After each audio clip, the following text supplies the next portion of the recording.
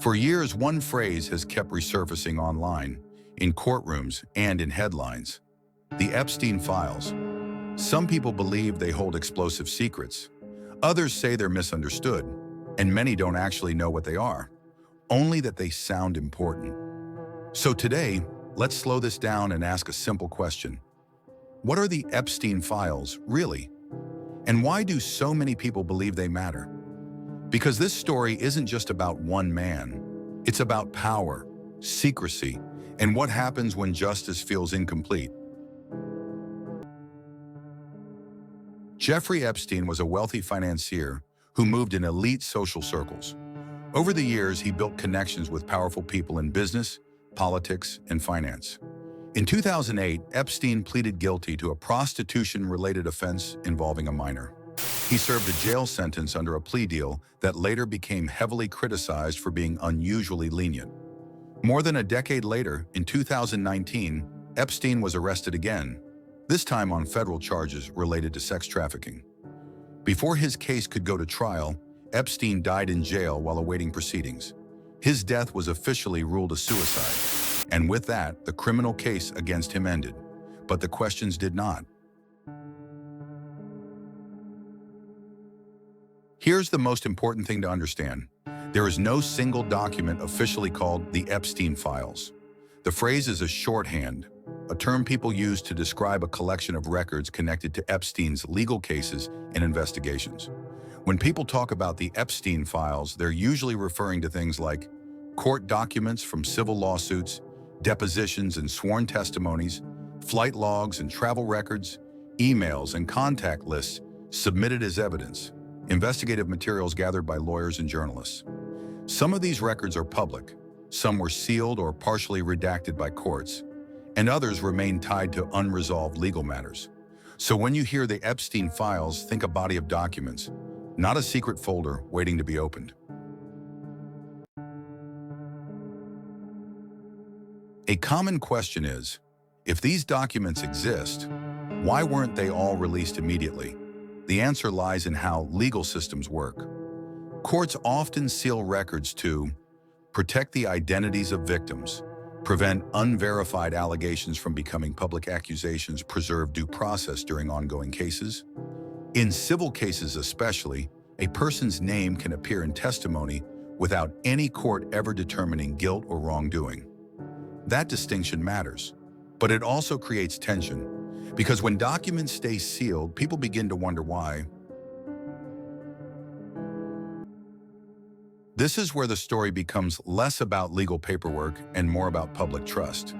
Many people believe the Epstein case represents something larger. The idea that powerful individuals can escape accountability. Supporters of disclosure argue that transparency restores trust, victims deserve full answers, institutions should be held accountable. Others urge caution. They point out that being named in a document does not equal guilt. Releasing raw testimony can damage innocent reputations. Justice requires evidence, not speculation.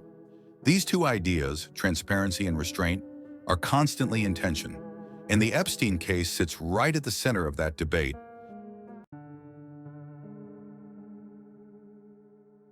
In recent days, some records connected to the Epstein case have been released. Their publication has already led to renewed attention, from the media, from the public, and from legal observers.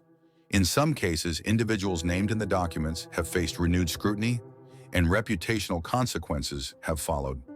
The releases have also raised questions about whether further civil lawsuits could emerge if new evidence meets legal standards, and they have intensified public pressure for greater transparency and for broader legal or institutional reforms. At the same time, it's important to understand what these releases do and do not represent. Some of the newly released records may change very little. Allegations mentioned in documents may remain unproven, and legal standards still place clear limits on what actions can follow. Which brings us to the most important point. Documents alone do not equal verdicts. They provide context, not conclusions. So why does this story still matter, even after some records have been released? Because the Epstein case was never only about documents. It raised deeper questions about how justice works when power, wealth, and influence are involved. It forced institutions to confront how transparency, privacy, and due process are balanced, especially in cases where the criminal process ends without a full trial. And it showed how unresolved cases don't simply disappear. They continue to shape public trust long after courtrooms fall silent. In that sense, the release of some records doesn't close this chapter. It reminds us why the questions never went away in the first place. So let's be clear in conclusion. The Epstein files are not a single revelation waiting to be uncovered.